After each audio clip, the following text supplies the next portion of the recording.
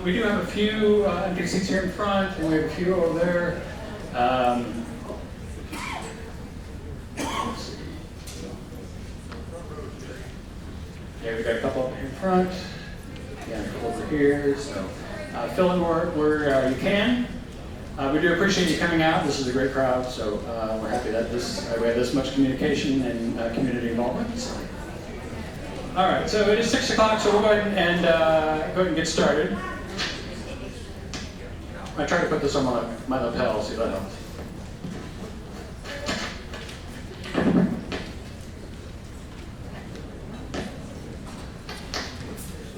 Is that good?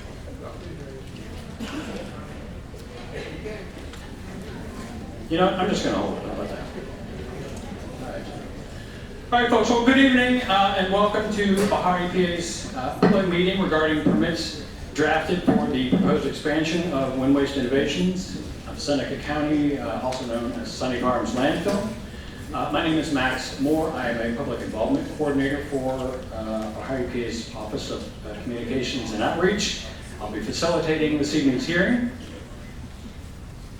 With me tonight on stage, we have technical staff from 3 of the agency's divisions. From the Division of Air Pollution Control, we have Andrea Moore, Elise Weiland, and John Pascaret. From the Division of Surface Water, we have Ryan Gearhart and Josh Griffin. And from the Division of Materials and Waste Management, we have Heather Kaki, Kylan Dahl, and Tyler Banneker. In the room, we also have Lisa Cochran. She's there in the back. She's my colleague from Communications and Outreach Office, so Lisa, I appreciate your help. She's going to be helping, she's been helping with the registration table and the materials, and she'll also be helping collect your comment cards or your public testimony cards. I'll explain those in a little bit. We do appreciate you taking the time tonight to attend tonight's meeting. We welcome your interest and input in the decision-making process for these permits. We do look forward to a productive and informative meeting and a respectful and efficient public hearing. All right, so let me outline what will happen tonight. There are 3 parts to our agenda. First, we have a brief presentation that covers how we regulate landfills, the measures we have in place to protect the environment and public health, and then details about the 3 draft permits are for discussion.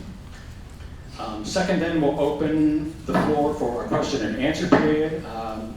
This is for you to ask questions about the permits and related materials. And then third and last, we will have the actual public hearing. This is the portion in which we'll collect your testimony on the record regarding these permits. If you do wish to ask a question, I think Lisa's been good about explaining this. So you'll want to fill out a yellow card back on the registration table with your name and your question optionally. Then turn that into me. Also, if you wish to give testimony at the public hearing, we ask you to fill out a blue card. For this, you just need your name. So for the testimony portion, we'll call the names in order that we receive them to come forward and provide testimony. Also at the registration table, there are handouts and a sign-in sheet. I do encourage you to put your name and contact information to ensure you're receiving information and updates about agency activities on these permits and wind waste facility. Also, if you're going out of the presentations, there are QR codes taped to the wall there, and there's also a QR code on the back of the FAQ sheet. You can scan that with your mobile device to download this presentation directly to your device. All right, last bit of administrative tasks. There are emergency exits. There are emergency exits located here, and then from the entrance doors that you came in. So, and then most importantly, the restrooms are actually out the hallway and to the right when you came in. So, all right, so let's go ahead and proceed with the presentation. Sorry about the microphone, it's a little sketchy here. Okay, so first we'll talk about how Ohio EPA regulates solid waste landfills. We have a number of compliance regulations that are in place that we monitor landfills and their operations. With regard to solid waste landfills, primarily there are 3 types of permits that Ohio EPA issues. We issue permits within our Air Pollution and Control Division, our Division of Surface Water, and our Division of Solid Waste. As far as the permitting process, There's a number of steps that go through for a process like this. First of all, the applicant develops and submits an application to Ohio EPA for what activities they want to do. The facility itself hosts a public meeting to inform the public of their plans. The Ohio EPA reviews the application. This is a multi-step, multi-month process that we go back and forth with the facility. So we review the design plans and the criteria and the technical requirements and all these requirements of the permit to make sure it's meeting our regulations. At the point that Ohio EPA has reviewed the permit and finds it acceptable and all the requirements are being met, then they will issue a draft or issue a permit in draft form. And then they have a public hearing about that draft permit. So that's the point at which we're in tonight. And then after reviewing all public comments and technical staff recommendations, then a recommendation is made whether to issue or deny the permit. As part of the review process, there are a number of location restrictions or siting criteria that are examined as part of the application. These include a whole list of things, but there are conditions that the landfill has to meet in terms of location. There are restrictions in terms of floodplains. There are restrictions in terms of property, adjacent properties, natural areas, state preserves, surface waters, as well as residential and property lines. There are also restrictions in terms of how far you can be away from a stream, and also the distance from the aquifers. In terms of the technical requirements, so these are the materials and the actual components of the landfill. There's also a set of requirements for those. So the application has to talk about things like their liner and their cap components, what their leachate collection system looks like, what their gas management system looks like, what are the slope stability parameters. We also look at what is the groundwater protection mechanisms, what are the surface water management protections, what are odor management protections, and then finally we look at quality control and assurance for the actual construction of the landfill. Is the landfill being constructed properly, and are all the components coming together and meeting our permit requirements? So this is just kind of a quick education. This is a cross-section of a typical landfill. So I want to point out some of the activities. These are things I just discussed that are on the technical requirements or site criteria.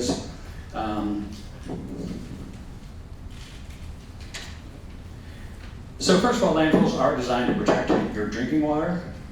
This landfill has what's called a composite liner system. It's a set of multiple layers. So you have layers of really thick HDPE plastic. You've got clay. You've got geocomposite liners. Within all these layers, there's a leak detection zone that serves as a witness to make sure the liners are not leaking. So there are redundant layers and redundant means of preventing leachate from reaching any ground or drinking waters. And then on top of all this is a leachate collection system. So that looks like, let's go back. All right, so the leachate is kind of these pipes here. So within this composite liner system, there are a set of pipes and tubes and everything. They collect the leachate, which is rainwater and water that percolates through the landfill. As it percolates through the waste, it does become leachate. This leachate is drained into these pipes and then it's pumped off into storage facilities, and then it's taken off-site for treatment. As well as every day, the waste needs to be covered with a daily cover of soil, which keeps the odors contained. So, oops. All right, I'm not going to hit that button again.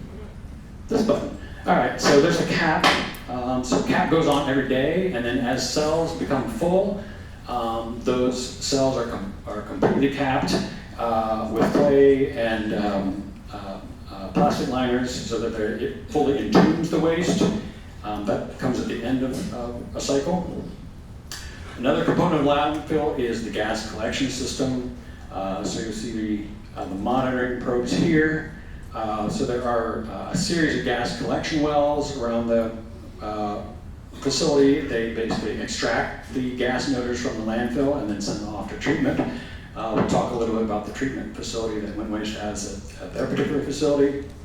Then the last item used to protect your groundwater is a ground monitoring wells. So you'll see the wells here and here. So there are these wells that go very deep. They'll be all along the perimeter of the facility. These serve as a last line of defense in protecting your groundwater. So if there are any leaks that may occur from landfill, these wells will discover the leaks so the groundwater can be treated and collected before we leave the site.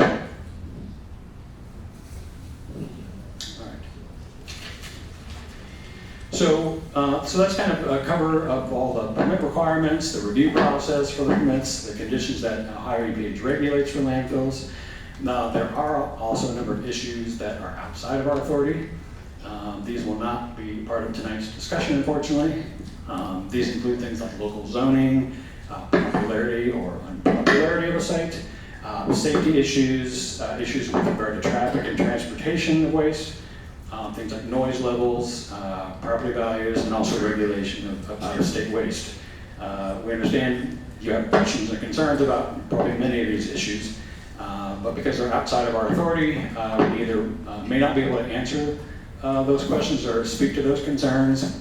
We'll try, but if not, we will recommend the local, state, or federal entities that do have oversight of those. All right, so what we're here to discuss tonight are 3 permits the agency has drafted that outline the regulating authority for air quality, surface water, and solid waste as they pertain to the facility's proposed expansion. And I will cover each of those permits in the next several slides.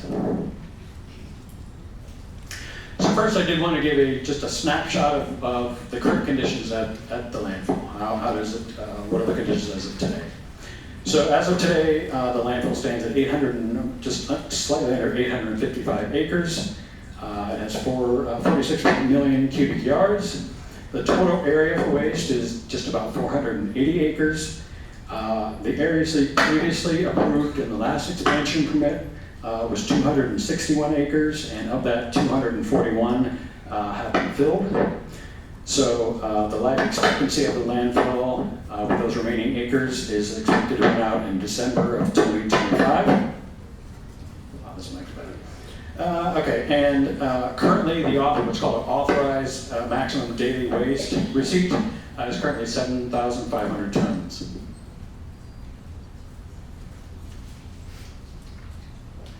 All right, so now we'll dive into the actual details about the solid waste permit.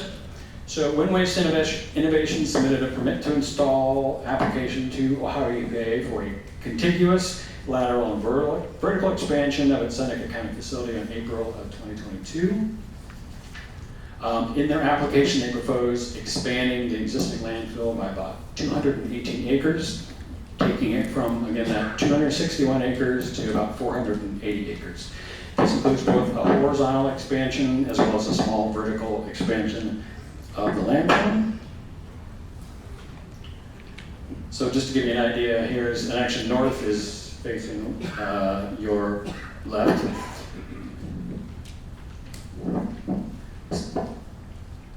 All right. So this is the existing north unit. This is like State Route 108, is right here. The area in this gray shaded area is the expansion footprint. There is, I mentioned, a vertical expansion. So the vertical expansion is this kind of little triangle here that incorporates some of the north unit. Expansion would also include relocation of about 2 million cubic yards from the unlined portion of phase 1 of the north unit to a lined portion. All right, as part of its permit drafting process, as I spoke of before, our Division of Materials Waste Management examines the design plan to make sure it meets all those siting criteria and those technical requirements. It also includes what's called a minimum isolation distance or buffer between the landfill perimeters and the aquifers. In the design proposal from Wind Waste, those minimum isolation distances actually exceed the minimum requirements. All right, so in terms of operations and compliance, as part of the permit, there are also a series of conditions they must meet. With regard to operation and compliance, the facility, they must adhere to a series of reporting, inspection, monitoring, and financial requirements to comply with the conditions. It also must respond to citizen concerns and questions. All right, so that's solid waste. So now we'll move on to the second of the three permits, the air permit. So the Division of Air Pollution Control permit covers things like gas emissions from the landfill, gas emissions from the flare, and then things like dust emission from the roadways, the landfill operations, and the unloading building. The landfill itself does produce and emits hydrogen sulfide.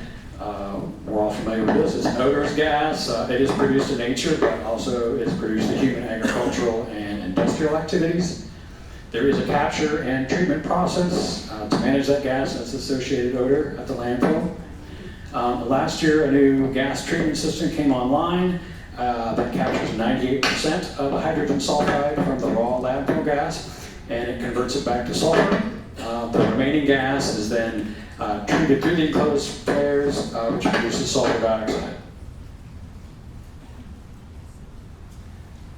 All right, so the removal of that 98% of the hydrogen sulfide from the landfill's raw gas it significantly reduces first the amount of sulfur dioxide that is ultimately produced, and also the odors emitted as the gas is subsequently flared. So you can see from the chart here, you can see this is, you may not be able to see it, but this is June of 2023 through the end of the year. So you can see when that system came online, a dramatic drop in sulfur dioxide emissions and also accompanying odors. All right, so we'll move on to the last of the three permits. This is the surface water permit. Oh, I forgot to mention one thing. So the proposed permit, as the facility does expand, it must upgrade this gas control system accordingly. So they'll have to install additional equipment, treatment equipment, and install additional flares. And then the existing flare at the facility will just be maintained as a backup device. All right, so now moving on to surface water, which is the last of the three permits. For theirs is what's called a stormwater control permit. If approved, the permit would allow 2 existing sedimentation ponds to be relocated during the expansion. These ponds collect stormwater and rain from the landfill property, allow the particles to settle out, and then the water discharges to local waterways. These sedimentation ponds do not contain or collect any leachate. The discharge from these ponds must comply with federal and state water quality standards and also adhere actually to the same effluent limits as exist under the current permit. So in terms of relocation of the 2 ponds, Pond 1 will be relocated but will continue discharging to an unnamed tributary of Wolf Creek within the Sandusky River Basin, and then Pond 3 in its new location will discharge to an unnamed tributary of the East Branch of the Portage River. Construction of either pond cannot commence until winter waste applies for and is issued a permit to install from our Division of Surface Water. All right, so that concludes the information presentation portion of our applicable regulations and permits drafted. So we're now going to move to the question and answer portion and take clarifying questions regarding the information presented. As I mentioned, if you want to ask a question, please fill out the yellow card. It looks like Lisa has another stack for me. Thank you, Lisa.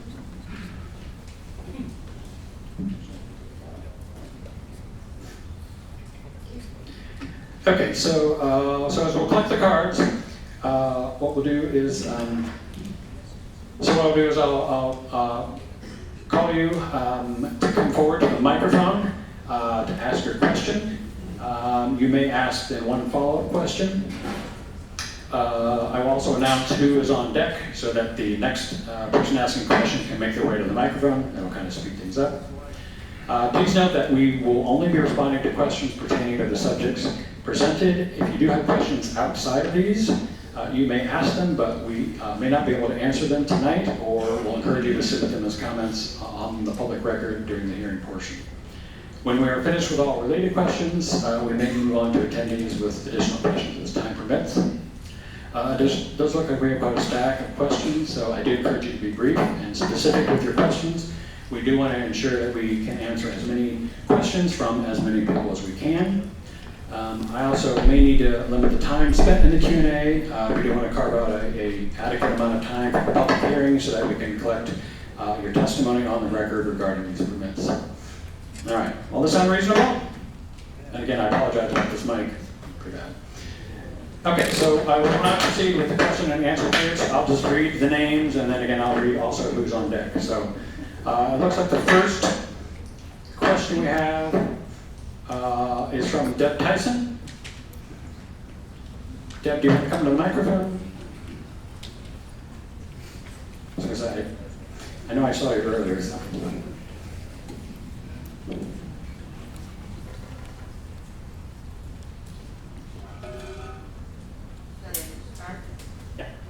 Can everyone hear me?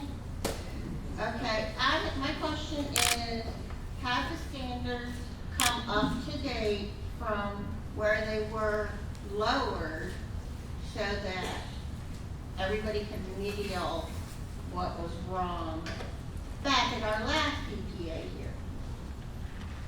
So when you say standards, can you be more specific? Okay, like, our water, our air, they were not meeting what they were supposed to, so it was lowered so they could remedial. And I'm wondering if we're back to where, like, you know, any other place in the state or in the nation, whatever your EPA standards are, if we're there, or if we're still in the remedial, or maybe even a little above a remedial, but we're not actually. That was my understanding last time. And are you referring to standards for Air, all the three? water, ground, all three. Okay. What's here today? Okay. Short answer is yes. Yes. I mean, we're meeting the standards. Yes, with all three. It's not a remedial. No. Do you want the panel want to? Yeah, Ms. Tyson, if your question is specific to are they in compliance with the consent order that was issued back in 2019? Yes, they've complied with that and all the requirements from the enforcement we took against them in 19. Okay, that's the consent order, which to me is remedial. And EPA as a whole, if you, let's say I started a landfill over here. I just started a landfill. I started a landfill, and whatever your qualifications are, I would meet them, okay? Not meeting them. Is that the same? I think a lot of times we field questions in some of these forums about that consent agreement somehow being beneficial to the facility, or being something that granted them something. Louder, please. Sure. Yeah. The consent agreement that was signed by the Ohio EPA and the facility through the Attorney General's office in 2019 wasn't something of value to the facility. It was punitive against them. It required them to spend millions of dollars in settlement penalties. It required them to, through the requirements of that order, invest in, from our air pollution control perspective, you know, the on-site gas treatment facility, which was ultimately a requirement of that. They spent over $50 million on that facility, and wasn't something that was of benefit to them. It's something that was punitive to them, something that we hope was beneficial to the community by imposing all those additional requirements against the facility. Well, I want to thank you for answering that. Now, what are you covering? Air, water? What are you covering today? Yeah, my name's John Pascred. I'm the manager for the Division of Air Pollution Control. Okay. And I want to thank for the three divisions being here. Thank you very much. Thank you, Deb. Next up, we have Renee Vogelsong. And then on deck, we have Dwayne, is it Lanou?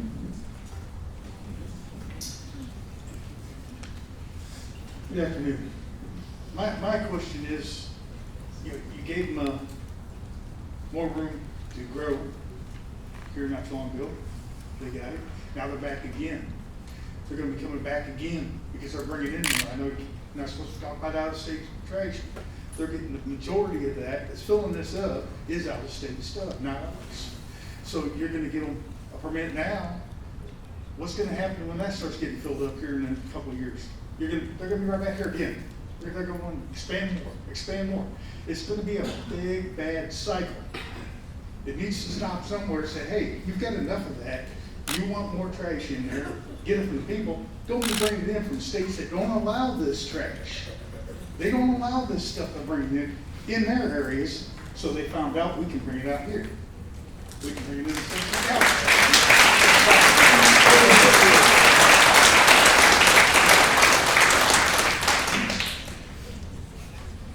So, thank you. No problem. I mean, to answer that question, you know, the reality is, just as they did this past time, you know, I can't forecast what Wind Waste may or may not want to do with their business, but, you know, they could come to us with another permit expansion application in the future. And at that point, we would examine it just as we examined this one and go through that whole permitting process and review the site criteria and all those things, and again, examine it to see if it meets, you know, the regulations at that point. So, you know, it is a possibility, but again, I can't forecast in the future what would happen, but, you know, I just want to be sure that is, you know, it's an option. Why don't you just buy all the full story and make it a giant dump? Just buy the whole thing and be done with it. All right. Yeah.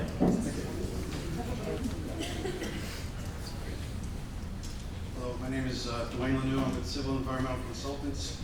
We prepared the permit application and also perform engineering support and compliance support for the landfill. My question is, we understand the robust regulations for the design of the baseliner systems. However, for the room, could you discuss the testing performed during construction to help verify that it meets the requirements as well as protective of drinking water? Thank you. So the question was, what are the testing requirements for the installation of the liner thing? Again, those sort of technical requirements. So. One of the first things we look at when they construct the landfill baseliner, again, there's certain specifications that they have to meet, and these detailed in the permit application.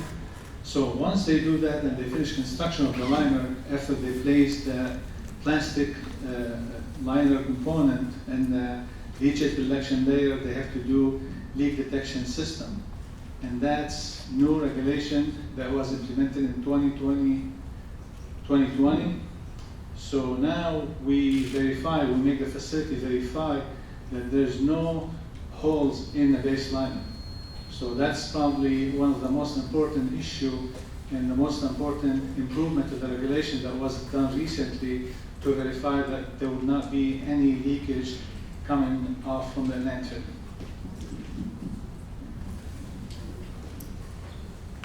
All right, next up, we have Tim Dussel. And then it looks like on deck, then we have Lou Watkins. Put me under a coat.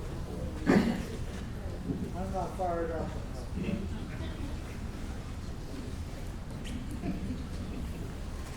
So yes, Tim, what's your question? Yes, I would like to know who is responsible for the checking to see what is coming in from out of state. And I'd like to know who is doing this and if it's ever been done. For instance, is there any testing for radiation or things like that? What kind of testing is being done on the stuff that's being brought in? Okay, yeah. Good question. Oh, Tyler? Yeah. Sorry. The facility has a PCB hazardous waste detection plan that they're required to follow. Also, the transfer stations the facility receives waste from have both state and federal regulations that prevent them from receiving or shipping regulated PCB or hazardous waste to the facility. That sounds good, but for the amount of train cars and stuff that's coming in here, it'd be interesting to see what is actually coming in this place. It's scary. Thank you.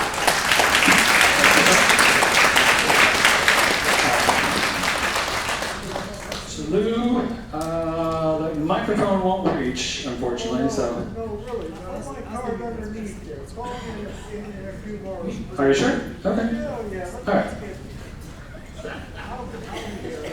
Okay. I know to count on you, Lou, for some questions. Right to the bottom. I wanna finish it up. All right, so we have Bob Podach up next. And then behind Bob on deck is Julie Teal.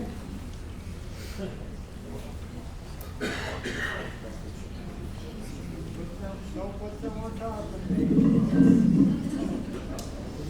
My question is that you skipped over on slide number 16, if you could pull that one up. That has to do with the financial responsibility at closure and after closure. There we go. Yeah, right there, bottom of it. If you could go over that, that would be great. And how much money is in that fund now?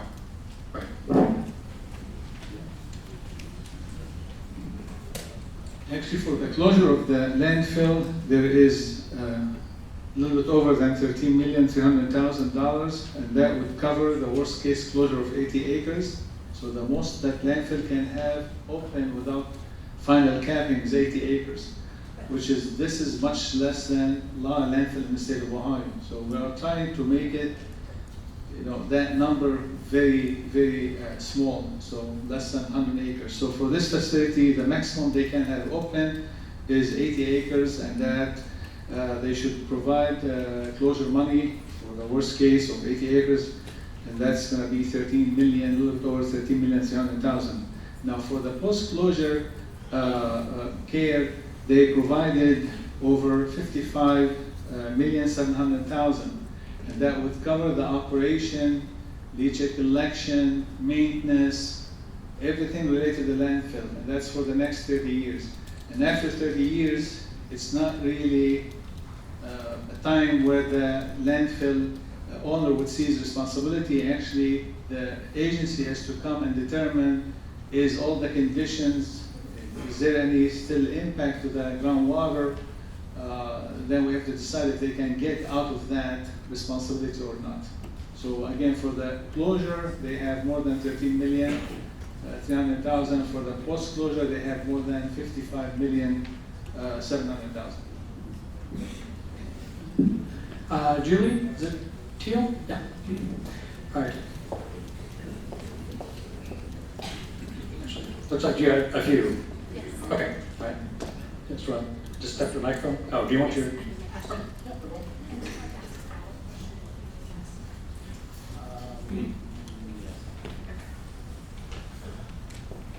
Just want to clarify what this gentleman just said.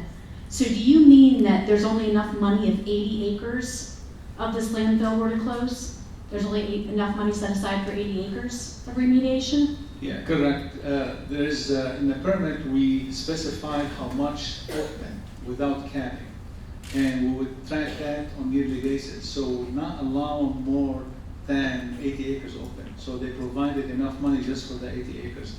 In case that they need to build more than 80 acres, we make them revise that closure cost.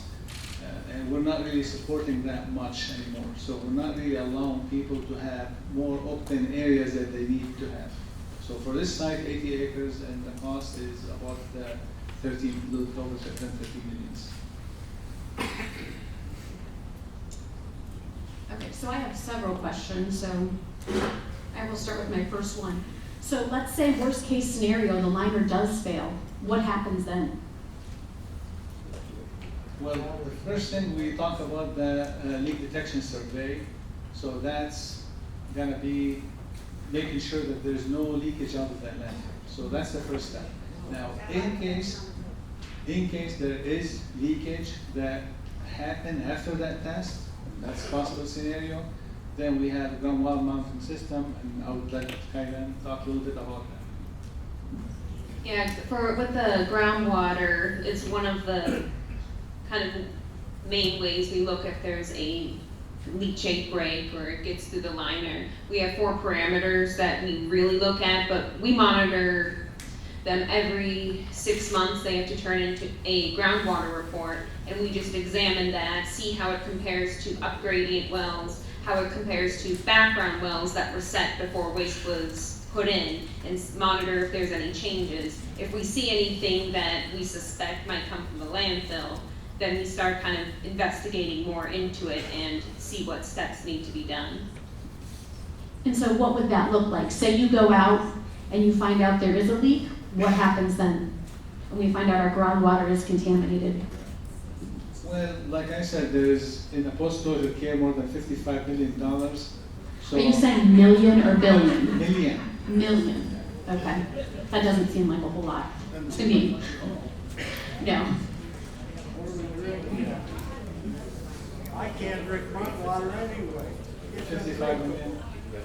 You mean, I mean, there's detailed analysis about this cost, so if you care really, I can share those with you. But, I mean, those number has been thought of, it was not really come from nowhere, so, and, and something that we have to look at and agree with. But that's what the number right now. so what would the EPA do to fix our water if it is contaminated? Is it fixable? How do you even begin to mitigate something like that? So when groundwaters, we believe that there's a chance that it could be contaminated on the landfill, we put them into assessment. And then they have to do a groundwater assessment investigation, which they have done in the past. And they have to do rate and extent, find where the contamination come from. It's a very extensive study. And then after that, we look at the analysis and then we determine, do they have to go to corrective measures? And then when they go into corrective measures, they put together a corrective measures plan. And they have to come up with a variety of different possibilities to help mitigate and fix the groundwater. And then we keep, How long of a process is this? well, we do when they do their 6-month kind of sampling, we kind of evaluate every year, and they set groundwater remediation standards based on what the contaminants we detected were. And then from there, we just keep an eye on it. If it starts increasing or remains stable or decrease, or, increase, decrease, or remain stable, we look into that. And if we have to make them do adjustments to their corrective measures plan, we do. As of right now, the regional aquifer where the people get their water from is doing fine and is kind of meets those kind of standards that we set. Providing the testing, kind of. Let's let Julie finish the questioning here. No, that was actually gonna be my next question. I can do that. There's a third-party company that does the testing, then they send it to a lab that's Who kind of owns the third-party company? Who's the owner of the third-party company? CEC, so, Do they have any affiliation with WIN or any of their subsidies? no, they're a national company from there's a variety of different states that they serve and are located. Same with the lab that they send it to is geochemical. And I think they send it to the Pennsylvania one, but that's also a national accredited lab that they have to do some sort of certification for. So they're independent third-party organizations. Yeah. Do you have a I have a lot of questions. final question? Because we're trying to limit it to a few persons. Yes. Fit 'em in, so. I guess the last thing I want to say is, you know, the passengers in the Titanic were told it was unsinkable too.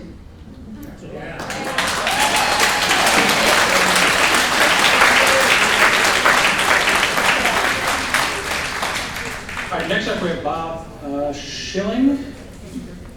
And then on deck after Bob, we have Sandy as a house crew.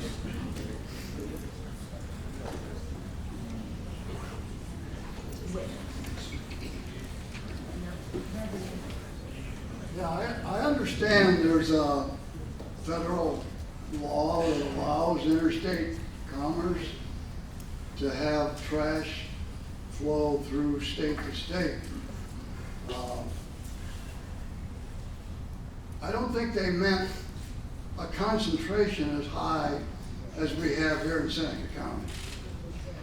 We have trash coming in, what, 10 different states, 8 different states? Why are they shipping it out of their state? If it's not bad, why do we have to accept it?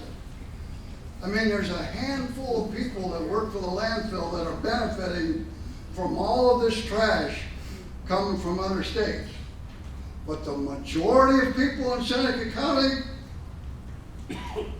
they don't get any benefit.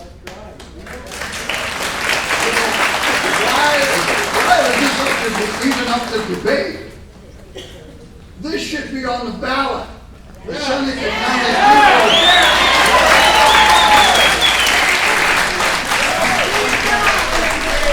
people of this county should vote on it. Do we want everybody else's trash from the East Coast contaminating our beautiful state? I don't think so. My question is, why don't we want to put this on the ballot? And if there's a way to do it, I hope our county commissioners will help us do that.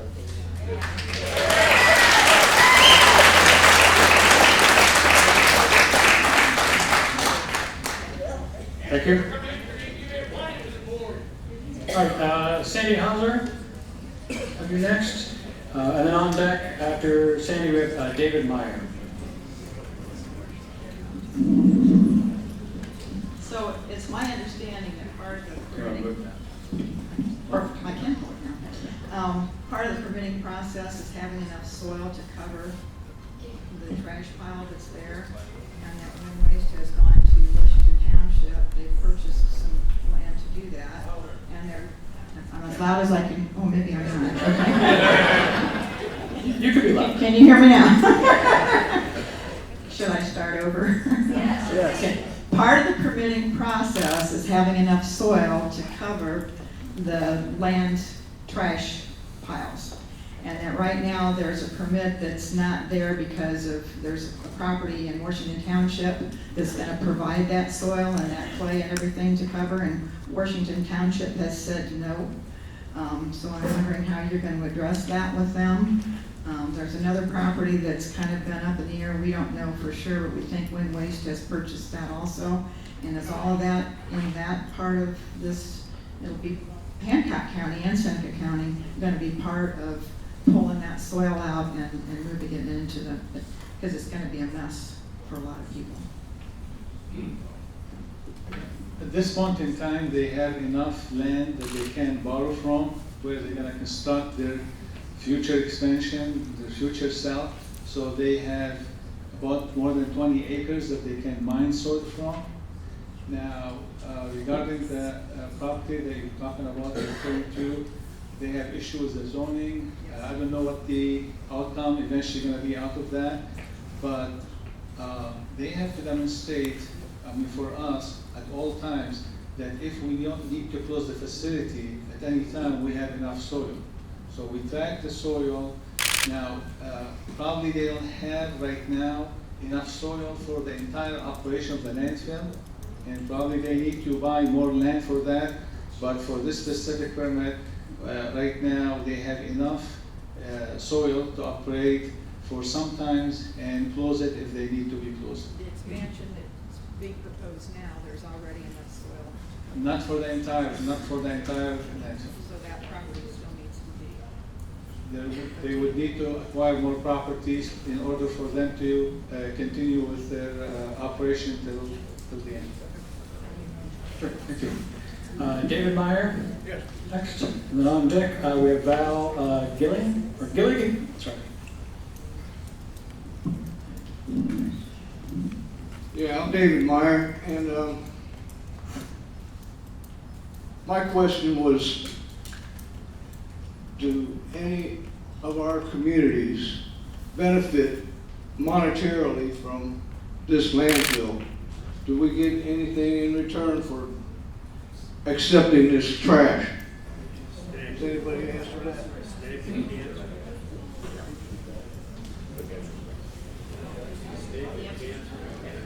So, I mean, issues of finance and fees and that kind of thing are not purview of this permit. Okay. I also had a blue card there. So that will be during the public hearing. That's the next motion. Okay, well, anyways, while I'm up here. We, didn't expect this landfill to come up and be a great big conglomerate from out of state and come in here and just ram this down our throats.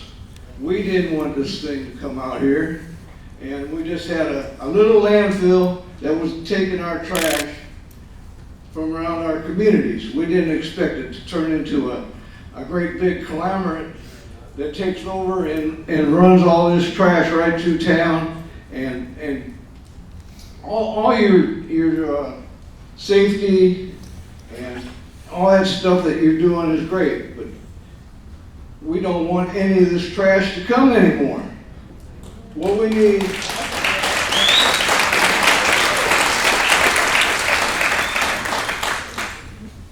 is a moratorium, like a 2-year of not accepting any trash at all, and see what we got.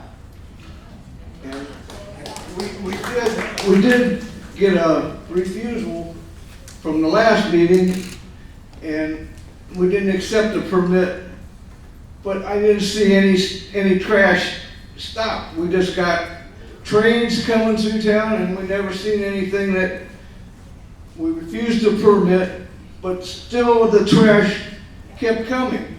I don't understand why we didn't get a shutdown. We had Bill Renicky in here, and he stood by our community, and he said, no, we don't want to accept the permit. So why are you just go ahead and invested all this money when you don't even have a permit to work on? So I understand your concerns. This would be a good statement to put on the public record, so it's on the record for the permit. So during the public hearing portion, I would encourage you to make these remarks. Okay, well, I just hope all of us, I'm good to see everybody show up for it. It was really nice to have all the support.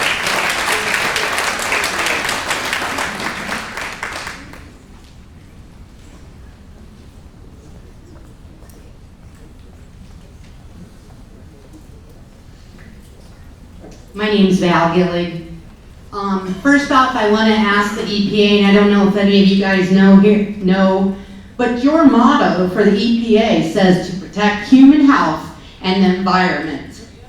And also, you're supposed to protect people from the environment and from significant health risks. Would any of you at that first table here like to live close to the landfill? Would ya? Would ya? Me too. And how many of you out here, please stand if you're opposed to the landfill? And if you're already standing, just raise your hand. Please do your job. Thank you, Val. I think I may have missed a question. Is it Tom? Is it Demick? Demick? Can somebody answer that question, please? There's a question, please. Would they like to live by the landfill? Any of you stand up if you would. I mean, I'll sell you my house. that's a subjective question that, we're really not able to answer. So.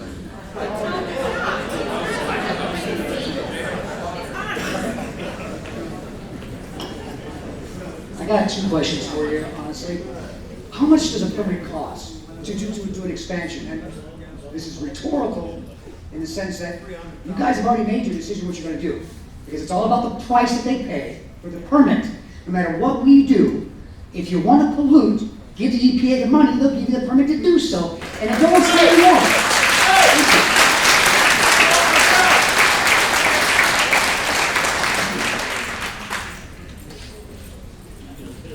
Did you want to go with cost or the okay. All right, next we have Allison. I'll respond to that question. The question was asked about what the costs of the permits are. There are costs. Each of the three programs represented here have permit fees. Those fees likely aren't enough to cover a lot of the costs that we deal with just in processing the fee. They're minimal in comparison to the costs. So not a lot of revenue coming to the state through those permitting fees.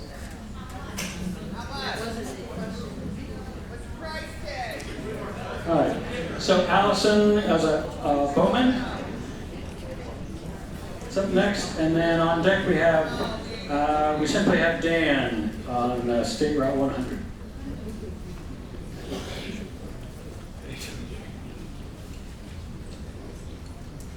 So, kind of going off of that question, the question is why would the Ohio EPA allow other trash and contaminants and all that stuff here? I mean, we all assume it's about the money, because why would you do it? That's right.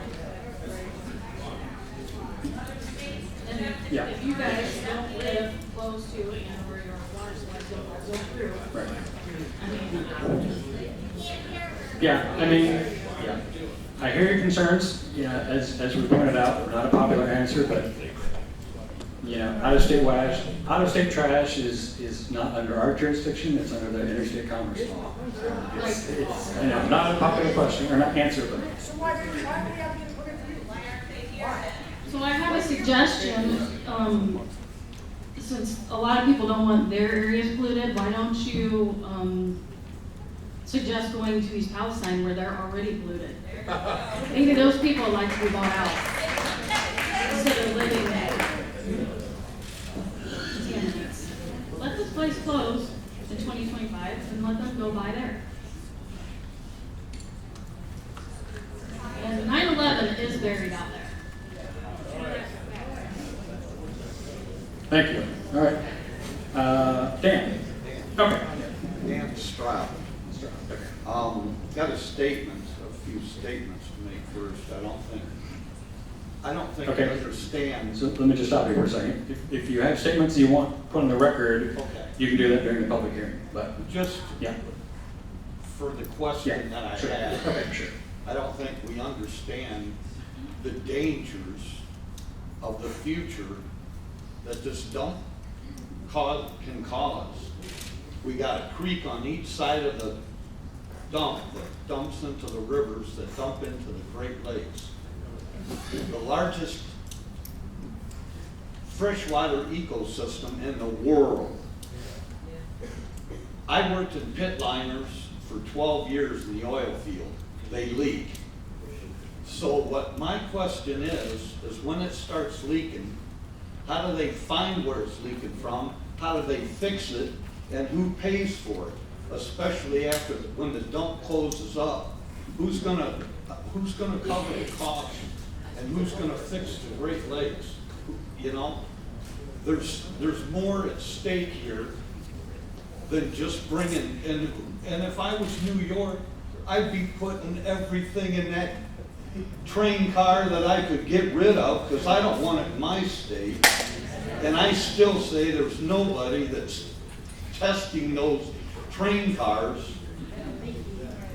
that are coming in to see what kind of contaminants are in it. If it's building supplies or rubbish, there's all kinds of chemicals and that stuff. So I think this thing needs to be looked at a lot. So who is responsible when the dump closes? It's gonna leak someday. I saw leaks in the oil field and they were ground pits, not mountain pits. So that's my question. Who's gonna pay for it? So I think this goes back again to the financial assurity plan that Naveed mentioned.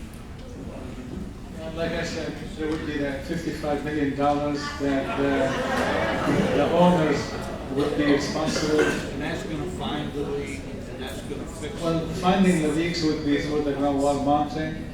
And like I said, if there is still contamination leaking out of the landfill, the responsibility of the owner will not stop after the 30 years period. So there's still some liability to the owner after that, if there's leak after 30 years. It's gonna leak, someday it's gonna leak, and then they have to move the mountain to fix the leak. It all doesn't make sense. Thank you. Next we have Craig Schwartz.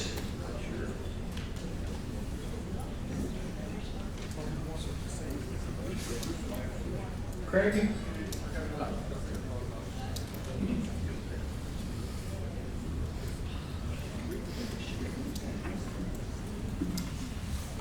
Well, thanks for letting me ask this question. 2 years ago in Tiffin, I asked you at that time whether or not you were extracting gas, mining the gas, methane, and you said at that time the landfill wasn't large enough, correct? Something like that, at that particular hearing. I think it was one of the industry guys said that. So the question is, in order to make it economically feasible for the mining of the gas, you must expand, correct? The mining of the gas? The Yeah, carbon capturing the methane. The You guys removal. talked about that. Yeah, the removal of the gas to ensure that it doesn't escape fugitively from the landfill is required. And you talked about renewable natural gas. Okay, so we probably referred to, or the facility would have referred to previous questions about the ability of this gas to be used for renewable gas by pointing out that it wasn't clean enough, didn't have the right purity. I think the landfill was large enough, but it had too much sulfur in it due to the type of waste. The huge change that you've seen on Township Road 108 with that facility there on the south side of 108 with that large gas treatment facility, that's a game changer for the facility. They now, through that, remove 98% or more of the hydrogen sulfide that's in that gas. It is now in a cleaner form that it could be refined into a renewable Okay, so the point is that Wynn is going to market that gas, provided they do clean it up or send it downstream to clean it up, correct, for RNG purposes? I don't know that Wynn would take the lead on that, but there is a potential. The chances are there's a potential. Yep. Now, other countries, I don't know how many people know this, but other countries around the world, they mine the gas, they set aside a sizable amount from that, either through tax or fees, and then you help out their environment. It goes back into communities. And you talked about $55 million earlier, and maybe a scant 15 cover the 80 acres. My suggestion to John Cross, and Gary Click was here earlier, is Ohio legislators pass that legislation to allow that to happen and build a sovereign wealth fund. We don't do that in this country. Norway just banked $250 billion in their sovereign wealth fund, the largest in the world. And it goes back, it pays for their environment, their health care, their transportation infrastructure. We should be doing that here in Ohio. So my question to you, John Cross, and to Gary, if he's still here, is you guys should be picking up this and doing this and putting this money back in this community.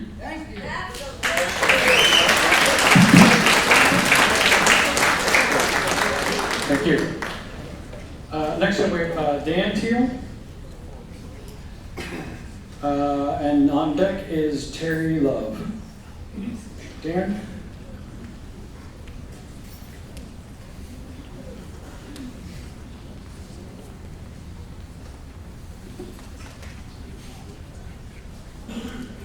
About a year ago, I was under the understanding that the Seneca County Health Department denied the landfill a license to operate. So as far as my understanding, they do not have a license. So why are we even here holding this public meeting when they don't even have a license, a permanent license to operate?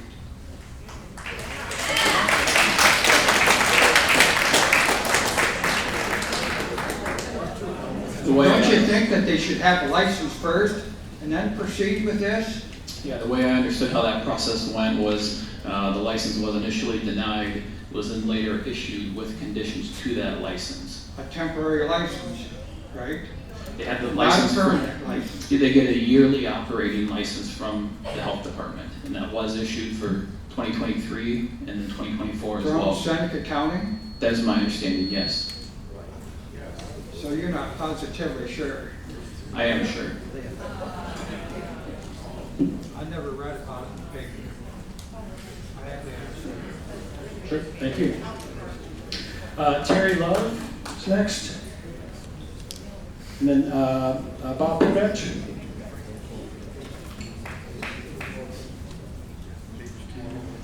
Yeah, my question was, you were talking about if there were a leak, if the ground wells would notify you and you would be able to remediate that.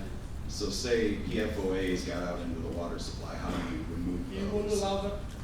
Sorry, I was asking a question about the wells and detecting leaks. And I was just asking how, if they detected like PFOAs were released from the landfill into the water aquifer, how would they take it out? As of right now, with our drink or groundwater rules, we don't have anyone sample for PFAS or PFOA. They're in the process, I think, of coming up with some sort of standards as of right now. I think it's just drinking water department that kind of deals with the PFAS and PFOA. Okay. And my second question is, you all believe that the landfill is safe, correct? Well, the design meets the requirement. Right. Meets the regulation. So I think I don't wanna give you my personal opinion, you know, this is. Right. This is not about personal opinion here, but they need the regulation, and the regulation is supposed to result in a safe environment. Right. What I'm saying is, like, we're having a lot of, you know, I can think some of the angst is, you know, unelected bureaucracy saying over the elected officials of the county kind of thing. So I think you can alleviate that with like, say the $55 billion or $1 million is not enough. Would any of you believe in the safety of this landfill enough that you would be willing to sign a financial responsibility clause and say it isn't? Hands, please. That's what I thought.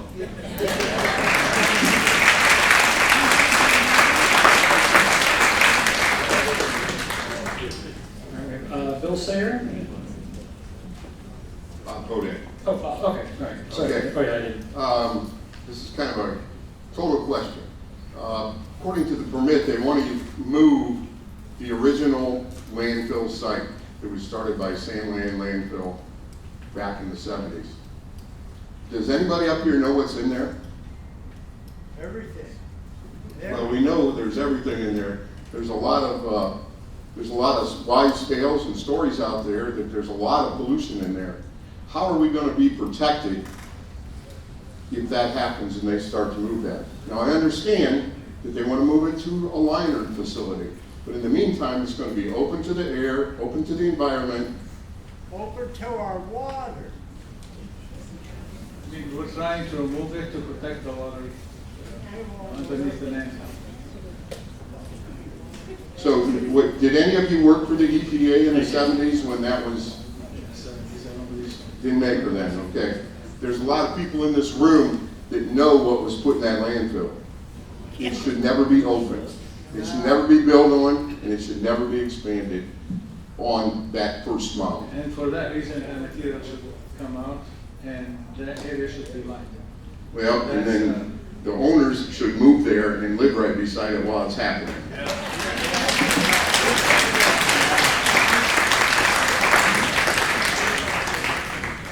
Okay, next we have Bill Sayer, and then Peggy Frierson.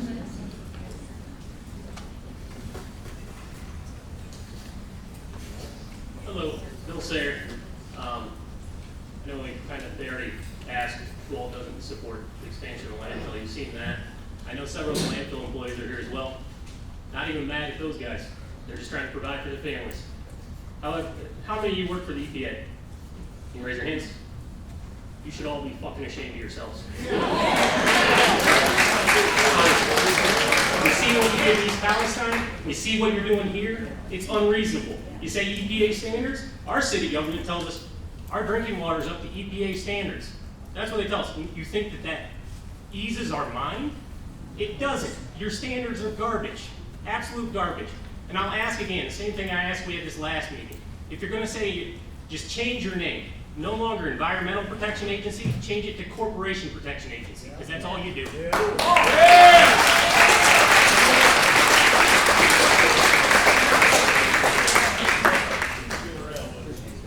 Peggy, first. My question is, can you explain to me, I live out there by the dump. I live over there by the dump. I'm probably a mile and a half. What is all the booms and all the trimmers in my house? My ground shakes at least once a week. Knocks things off my walls, things off my shelves. A big boom, and then you usually have like a little, feels like an earthquake. What's causing that? I know I'm not the only one. Not aware of- My neighbors are all aware of it. I put it on Facebook every time, and I get a crew of people who said they feel it. I just felt it. I heard it. So that's not coming from the landfill? I don't know that we're aware of seismic or. So nobody knows? This is the first I've heard. Maybe you guys should move out there.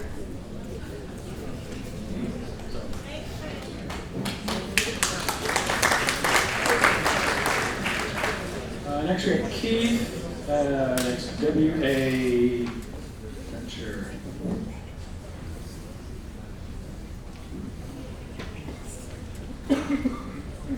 Keith? Okay. Oh, we got you, all right, thanks.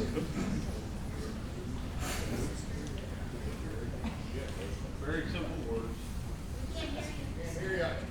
Micro. Very simple words. Did Doug Coppice buy the campgrounds for the dump?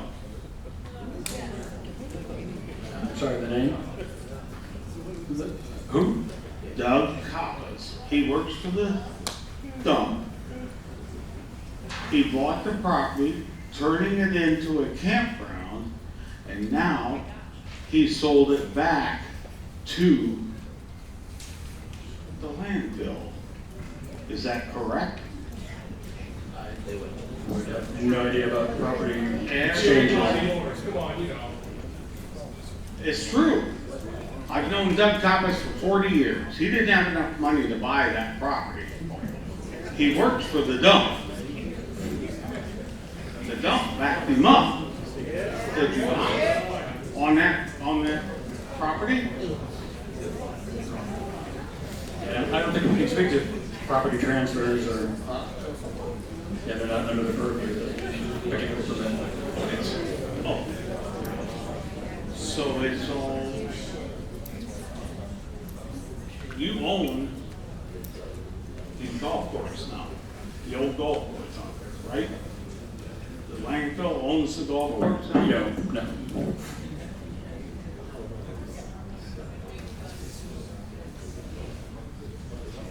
Yeah, sorry, I don't know about property.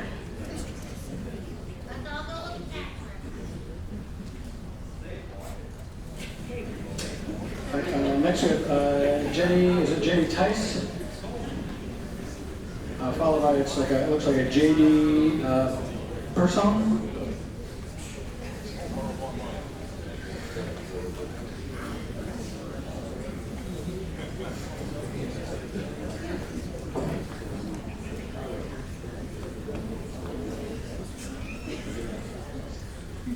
Okay, well, you talked about the standards with the liners and all that. I guess I wanted to know, like, there's that one whole mound that's not lined. So how does that pass through the EPA? How does that even happen? Okay, that EPA has regulation throughout the years. So prior to 1976, there was no requirement for the people to have dump waste forever. So back in the days, they dumped waste in unlined area. They dumped them in places where they shouldn't be, wetlands. Now what's really a taboo area even to touch, that's where people really place their waste back in the days. So any area the farmer doesn't really use, which now we call wetlands, that's where they dump their waste, unfortunately. Now, in this area, I'm not saying this is wetland, but again, the criteria back then, there's no line. You find an area that you don't want, and that's where you dump your waste. And so this area was filled prior to 1976. Now, later on in the years 94 and late in the 80s, we have regulation now, we have to do some liners. So even if you have unlined area, you have to now line on top of it. So now we're not allowing anybody to place any waste anywhere without that. That's the developed technology liner system. So I know that you were talking about this expansion, that they were going to move the unlined portion to a lined portion. Will that happen whether this expansion is approved or not? I mean, does this expansion have to be approved in order for that unlined portion to be moved? Yeah, this expansion has to be approved before the unlined area must be removed. Thank you. Next up, we have Ray Armstrong. And then we have J.D. Person.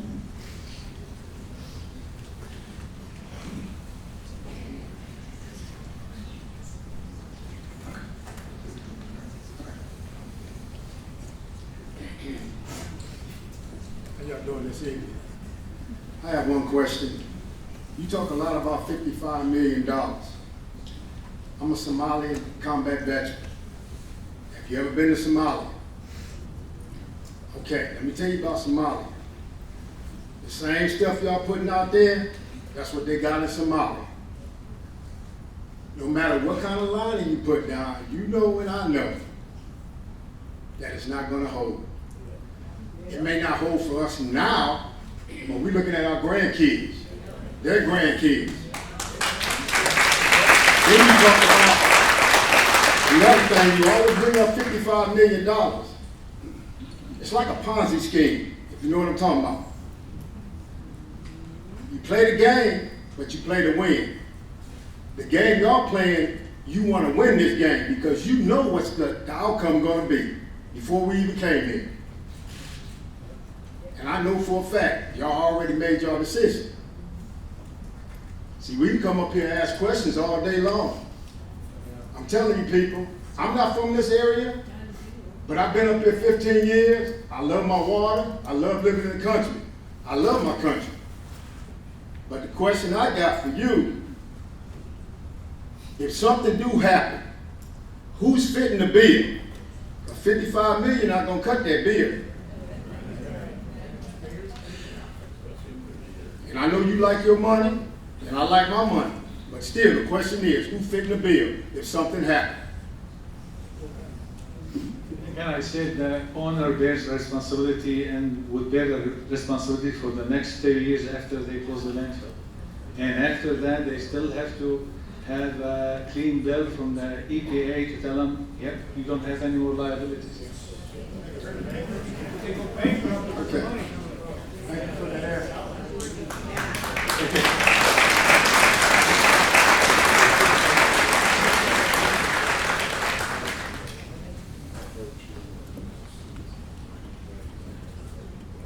JD.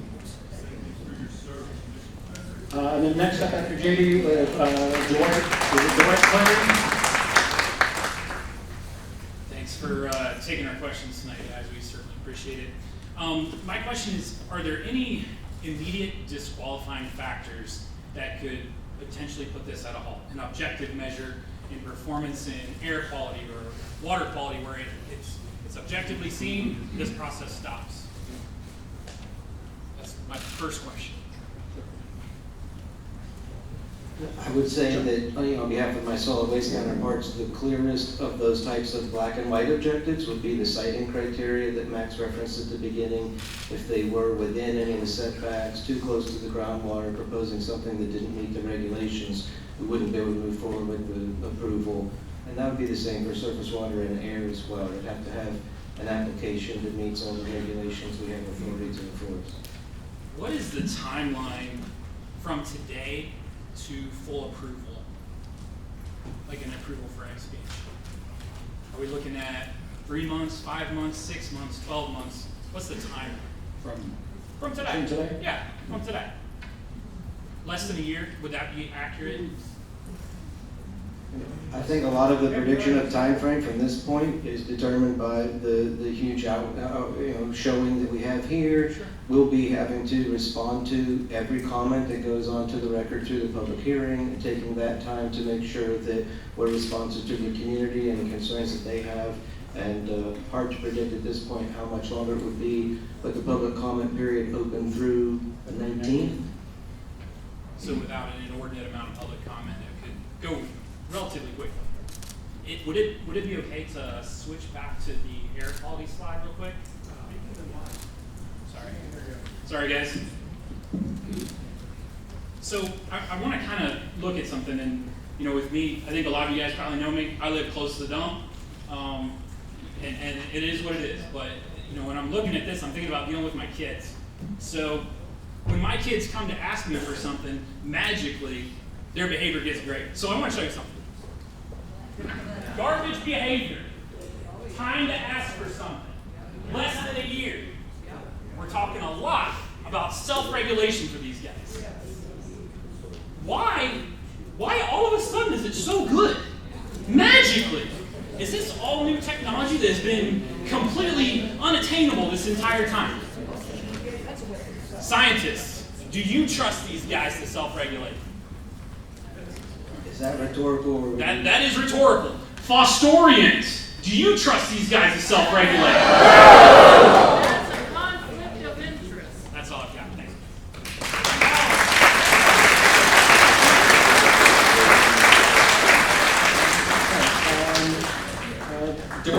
Is it Dwight Clary? And then on deck.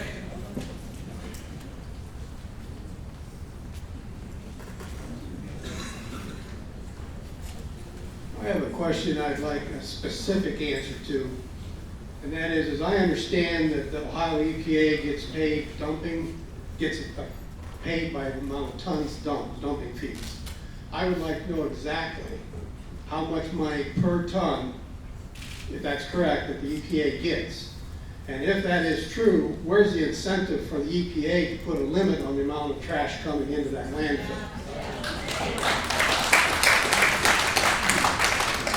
I want $1 amount. Speak up. Answer the man. So we do have on our EDOC system, which is our public record system, we do have a whole fee structure of how it's broken down and what the county gets, what EPA gets. So yeah, I'd be happy to send you that. I'd like to know that. All these people want to know that. Because we're talking about increasing the tonnage, and that's a conflict of interest when the EPA collects on tonnage.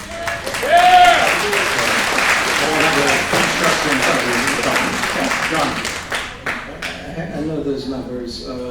There's a different fee structure depending on the type of waste that's disposed. If it's a construction and demolition debris, it's $1.60 to $1.80 per ton. If it's solid waste, it had been $4.75 plus solid waste management district fees.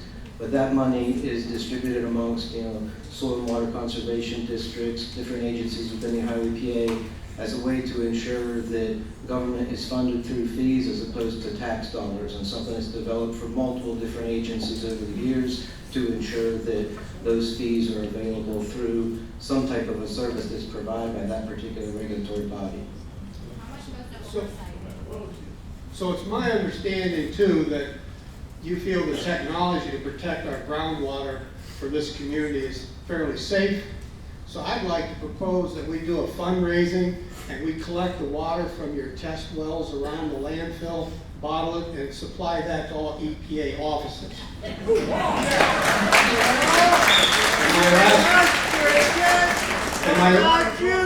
And my last thing is that you wonder why everybody's upset out here. The American people are sick and tired of bureaucrats who are not elected making up rules that can ruin our lives. If you destroy our groundwater, there's no way in hell you're going to fix it.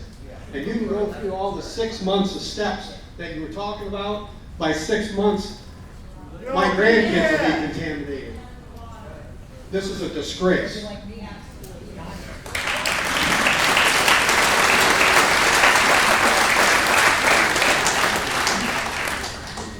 next up, I think we have, it might just be Bonnie.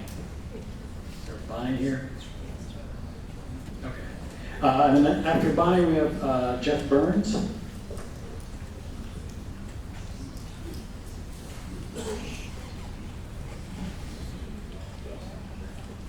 I'm not a public speaker, so bear with me. Sure. You said 30 years the liners, if once the landfill closes. What's going to happen to our grandkids and our great-grandkids? Are they going to be able to drink the damn water and walk farm the land? I don't think so.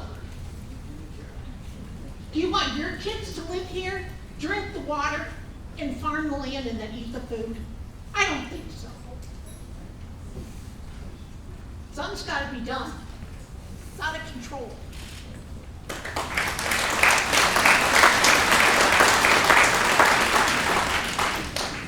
Jeff Burns.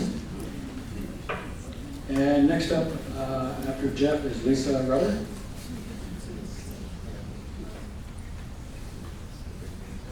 Jeff.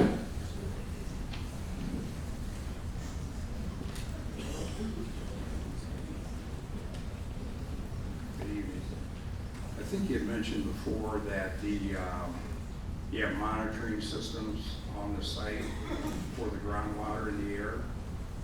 Is that correct? Who's responsible for monitoring those? They self-monitor, right? We pause before any questions like that just because we each have different disciplines, but I can at least answer on behalf of the air program. Okay. For the air monitoring around the landfill, it's really the most monitored landfill in the state of Ohio. There are 5 continuously monitoring hydrogen sulfide meters. 2 were required by the local health department, 3 were required through enforcement by our agency. Those are there to monitor that rotten egg odor that can emanate right from the landfill. As that rotten egg odor is burned, that sulfur can turn into sulfur dioxide as it comes off the flare. There are 2 sulfur dioxide monitors. We own them, we maintain them. Staff that report through me go out to the facility twice a month to make sure those are operating correctly. One is just to the west of the facility along Township Road 108, and one's in the former farmhouse. It's just south of County Road 18 near the landfill entrance. Okay. If there's a problem in the area with the odor, is there a 1-800 EPA line they can contact? Because I know different times I see postings of people that have issues or problems, and they call, I think it's a Wynn landfill number, that they don't get a response or an answer. So is there somebody that can come out within 3 to 4 hours and monitor that? Because typically that's what happens. It's usually in the evening. They call, there's no response. By the next day it's gone. Yeah, the number that Jeff's referencing is an odor control hotline number. It was a requirement of our agency back in 2013. The facility established this for your use. It's 1-866-419-8639. It's been manned since 2013. It is a private third-party company that runs that call service, but every time you call it, we get an automatic notification to the Seneca County General Health District and to our agency, alerting us to where you experience the odor, how you might characterize the odor, and it's valuable to us and the health department. I know sometimes it might seem like, oh, I made that call, what happened? We use that information in tandem with the on-site weather station for the facility to be able to make assessments along with all the other redundant monitoring that we require of them to see if there's anything where hydrogen sulfide especially is escaping from the landfill, and then they can work backward to be able to address it. Is there a requirement in terms of how soon somebody can come out to the facility and check it? Well, we have expectations that the facility is following up on all those and aware of them, looking at them. We don't have a physical presence within any amount of time for each call. I mean, for perspective, back in March of 19, whenever the community was really suffering for this, we had like 500 calls in a month. Since then, the downwind calls from the facility are in the range of 3 to 10 per month. We're really proud of, despite some of the frustrations of the community. That metric shows a lot less impact to the community than certainly what you were dealing with back in late 18 and early 19. We're aware of them. We see everyone. We know the names that come up. We compare it to the wind direction every time, and we use it in weekly discussions with the facility to make sure they're on top of keeping that cover in place to capture those odors into the landfill so they can get to this new gas treatment system and not disrupt you guys. How about water? Okay, can you, just repeat again what you wanted to know? I'm just curious about the current monitoring system that you have Yep. underneath the landfill. Yep, And so- is that something that you have daily access to? Yep, we have records. Yeah, I'll start with the monitoring. So currently at the Wind Waste landfill, there are 59 total monitoring wells surrounding the perimeter of the landfill. There are 43 in detection monitoring, 16 in corrective measures, and within those wells, we have them do 31 within an upper sand zone. So it's just kind of an area above the regional aquifer. It's not connected anyway to the aquifer, but it gives us kind of another idea if something were to come in, it kind of hits that zone, so we can try to, we kind of know what's happening before it can potentially affect the aquifer. And within the regional aquifer, there are 28 current groundwater monitoring wells. Okay. And then you'd also mentioned that on a regular basis, the water's tested around the facility. Yep, it's required by our rules that they are required every 6 months to test from a list of, if anyone wants to look up, it's 3745 10 2710. There's an appendix 1. There's 78 parameters they have to test for every 6 months. For them, it's June and December that they sample. Okay. But if there's a problem prior to that, you would see that on the monitoring system that you have in place. Yep, so we kind of keep track of all the parameters that come in and see kind of if anything suspicious happens, kind of keep track of the trends. And if something goes up, we specifically look for 4 parameters: chloride, ammonia, sodium, and potassium. So those are the 4 kind of main indicators that we look at if there's a leachate outbreak. So those are the ones we really pay close attention to, because if they were to skyrocket, we know something's happening. Mm-hmm. Okay. And for the tests that are sent in, are those, do you pay for those, or does the landfill pay for those? The facility pays for all of the testing that occurs and pays the consultant company and the lab to do all of their testing. Okay, and how often are you on site to look at the facility? Recently we've been going out once a week, a variety of us. But for groundwater, by kind of our rules, we go out every 3 years to inspect the wells, inspect their integrity, making sure that they're kind of holding up, there's no damage, and then we watch their third-party sampling team and make sure they're following the rules and following their plan. Okay. Well, to some degree, I worked for an environmental company years ago, and we couldn't clear that site until we had somebody from the EPA as well as the state health department come out and check that. And it seems like over the years, the regulations have gotten more loosely, and it's kind of like the fox guard and the hen house now. We don't really know, other than who's paying for it and what kind of results you can see. And my last comment is, are you all from the state of Ohio? I'm from Minnesota. Minnesota? My concern is I probably sent a half a dozen emails to EPA representatives through the state, the Chicago office. In those half a dozen emails, I had one response, and that was from a lady in Chicago. And you hear people talk about the bureaucrats, and we're tired of getting things shoved down our throat. When we're paying your bill and we don't get a response, what do you think that makes us feel like? So when you go back to work tomorrow, reconsider who's paying for your salaries and making sure you're doing your job to protect our community. Thank you. Thank you. All right, so Lisa Rudder, and then after Lisa, we have, we'll do that, yeah. And then we'll end with Lou Watkins, actually. I want to, oh, go ahead. Lisa, oh, yeah, I do. It's hard to remember, right? Okay. My name is Lisa Rudder. I'm a teacher and I'm a real estate agent here in Fostoria. So I would like to say some things about the real estate, but I know I'm not allowed to, so I won't. So my question is, how can you consciously approve this expansion knowing that one day, and we all know it's gonna happen, the watershed and Lake Erie and our groundwater will be contaminated? And why would you even consider allowing this permit? Why would you even take a chance on our health of, maybe not right now, but of our future? No money, not even the $55 million is even worth it.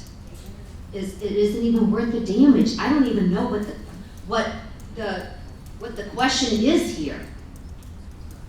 It's, you guys are supposed to be protecting our lives and our environment, and it doesn't seem that way. And I'm just disgusted.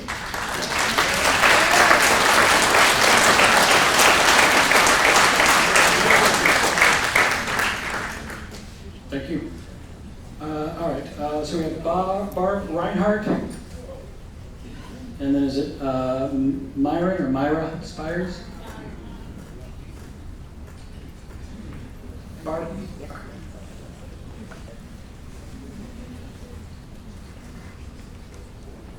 My question was going to be about the water testing, which I think you covered that. I was just wondering, you know, about, you say every 6 months they get to send samples and stuff. And my question was, well, if you don't come out and get it, how do you know that it's really coming from the water out of those wells? But you said you have all these testing things, so you sort of answered it. Well, if you have anything else, yeah, with the third party, they have to send in, it's a lot of documents that we have them and the labs send in to kind of keep track of everything, because they have a quality control and quality assurance program that they have to follow. We have to make sure that it is coming there. That's why we go out and inspect to make sure they are sampling where they say they're sampling from. Okay. Now, my question is for the crowd. They can't do anything about the railroad bringing this in. What do buzzards eat? Garbage. I live near the railroad tracks. I've seen buzzards go in and out of those train cars. So, what are the tankers? There's more than just what they say, building supplies in there. I mean, buzzards go in there. Thanks, Barb. And then Myra Spires. And then we will conclude the question and answer with Mr. Watkins there. Hi, this is for the water. When you were talking about testing the wells, do you test, or is there wells, or do you test the groundwater on that original landfill, the first one that's not lined? Yep, there's a lot more groundwater wells around there because it is unlined. Okay, and how often do you do that? Those, just like the other ones, they're required only to do it every 6 months. Okay. But they have, I think there's some other parameters though they have to go into it, some in Appendix 2 sometimes. Okay, and then this is for everybody on the panel here. Have any of you, throughout any of your time with the EPA, ever experienced a landfill that has leaked? A liner that has leaked? Honest to God. Be honest. I would like to hear a yes or no out of each one of you. Please. Talk about inline landfill? A liner that has leaked. Yeah, definitely. There's a lot of landfill that they leak. A lot of landfills that leak. Yeah, I mean, even with all the in-place quality control, quality assurance, there's something that happens beyond the control of the EPA. Okay, I mean, we don't really watch operation on a daily basis, and I've seen every time when we exhume, certain part of the landfill for checking contamination leakage from the landfill, we found that the liner has been damaged. And most of the damage happens usually when they place the drainage material, the next layer on top of the plastic.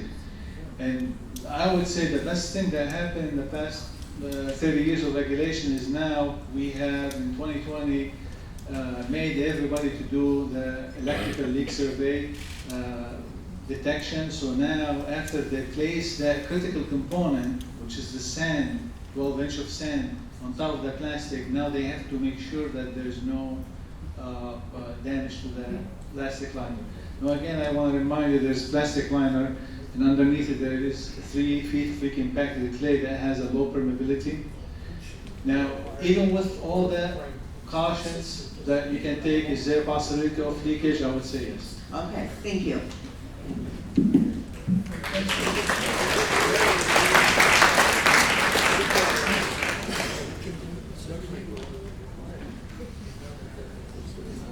All right, Lou. I've seen those people. Let's talk to you guys.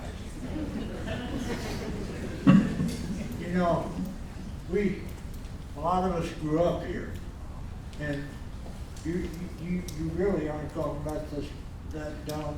That's what it is, a dump. Destroy the rest of what we have by making it bigger. Does anybody have that love live around here?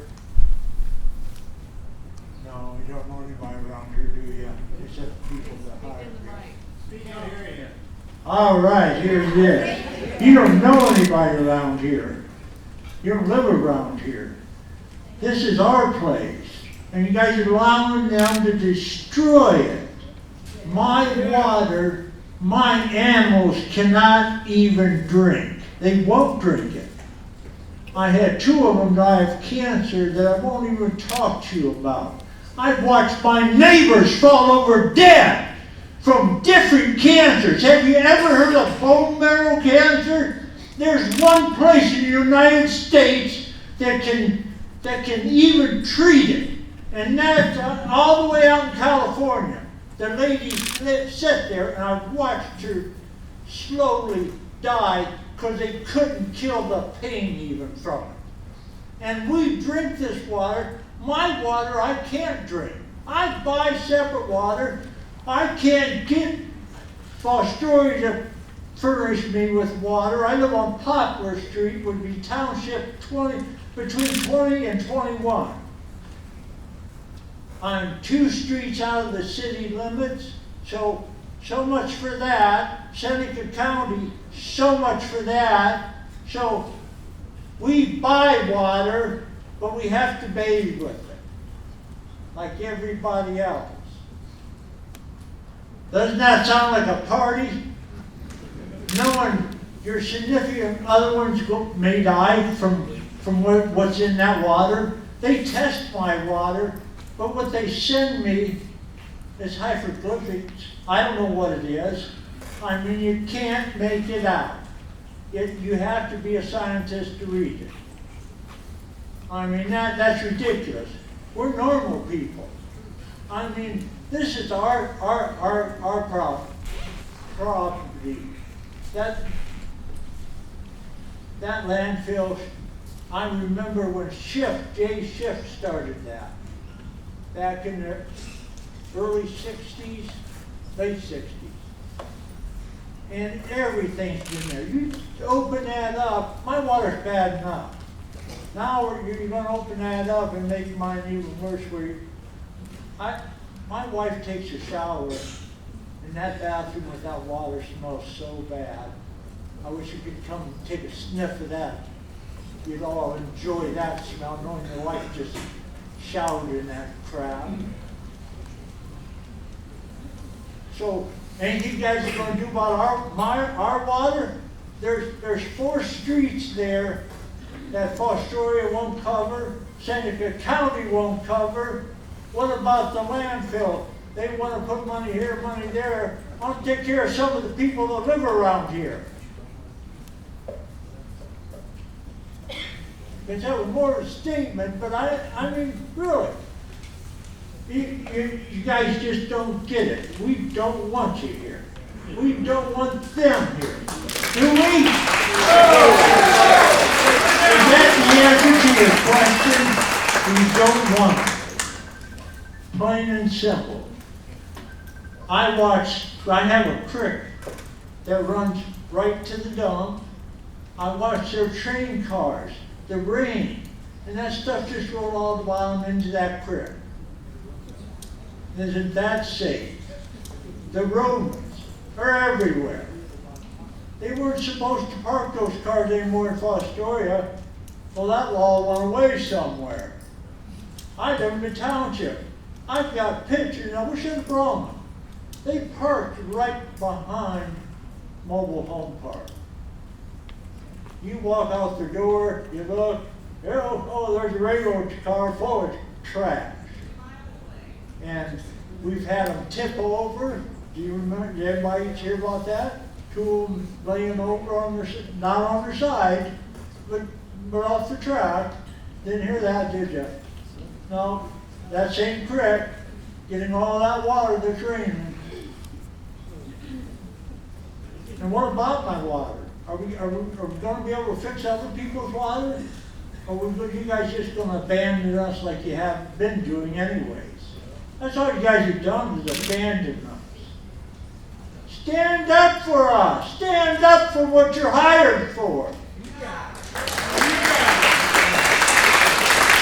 We don't want anymore.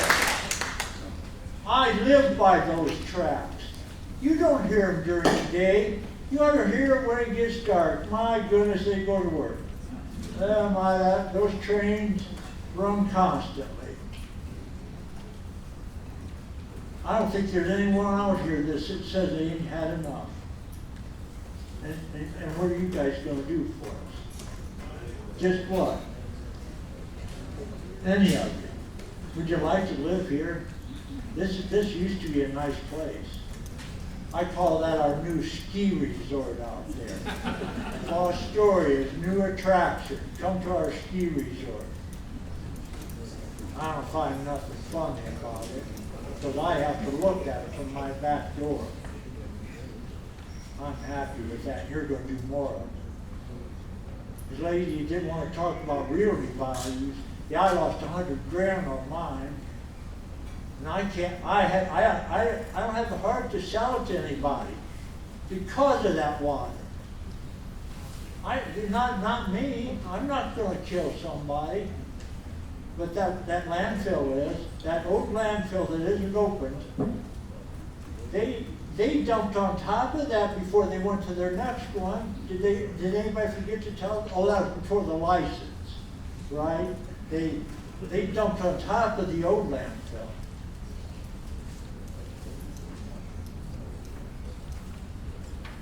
Think about that, and I'll talk to you guys again. I got a blue card in there.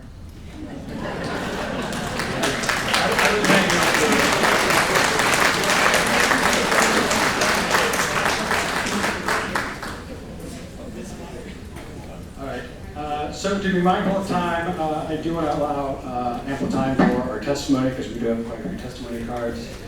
Unfortunately, our court reporter had a family emergency, so we're going to have to rely on digital recording with a laptop and a cell phone. So it'll take a few minutes to get it set up for that. So again, if you do wish to present testimony, have not filled out a blue card, please do so, turn it in, and then we'll take a few minutes to set up, and then we'll go ahead and proceed with the public hearing.